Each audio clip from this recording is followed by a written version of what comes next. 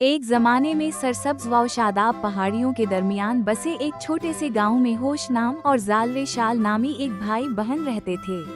وہ اپنی بہادری اور بہادری کے جذبے کے لیے پورے گاؤں میں جانے جاتے تھے۔ جوان ہونے کے باوجود وہ اپنے گاؤں کے آس پاس کے جنگلات اور گھاس کے میدانوں کو تلاش کرنے کے لیے ہمیشہ بے چین رہتے تھے۔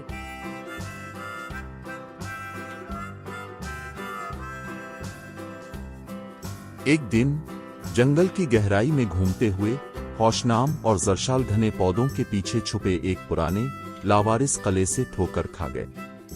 قلعے کے آس پاس کے اسرار سے متاثر ہو کر انہوں نے گاؤں والوں کی جانب سے اس کے پریشان حال ماضی کے بارے میں انتباہ کے باوجود اندر جانے کا فیصلہ کیا۔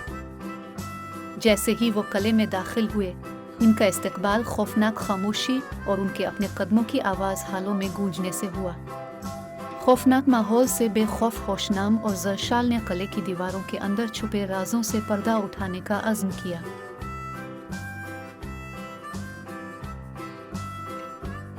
انہوں نے کمرے کے بعد کمرے کی تلاش کی، ہر ایک آخری سے زیادہ پراسرار تھا، یہاں تک کہ وہ آخر کار محل کے قلب میں ایک چھپے ہوئے کمرے سے ٹھوکر کھا گئے۔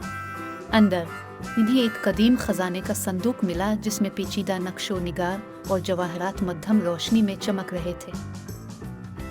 قلعے کی ترتیب اور اپنی چستی کے بارے میں اپنے علم کا استعمال کرتے ہوئے وہ ہر موڑ پر ڈاکوؤں کو پیچھے چھوڑنے میں کامیاب ہو گئے۔ ہمت اور عزم کے ساتھ انہوں نے گھسنے والوں کا مقابلہ کیا اور کامیابی سے خزانے کا دفاع کیا۔ لیکن ان کا جوش قلیل وقتی تھا، کیونکہ انہیں احساس ہوا کہ وہ اکیلے نہیں ہیں۔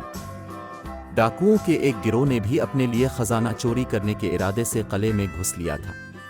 تیز سوچ اور بہادری کے ساتھ ہوشنام اور زرشال نے ڈاکوؤں کو پیچھے چھوڑنے اور خزانے کی حفاظت کا منصوبہ بنایا۔ آخر میں ہوشنام اور زرشال محل سے ہیرو کے طور پر ابھرے۔ گاؤں والوں نے ان کی بہادری اور تیز سوچ کے لیے ان کی تعریف کی۔ ان کے بہادر جذبے اور بھائی اور بہن کے طور پر اٹل بندھن نے نہ صرف خزانہ بچایا تھا بلکہ ان کے گاؤں کو بھی عزت بخشی تھی۔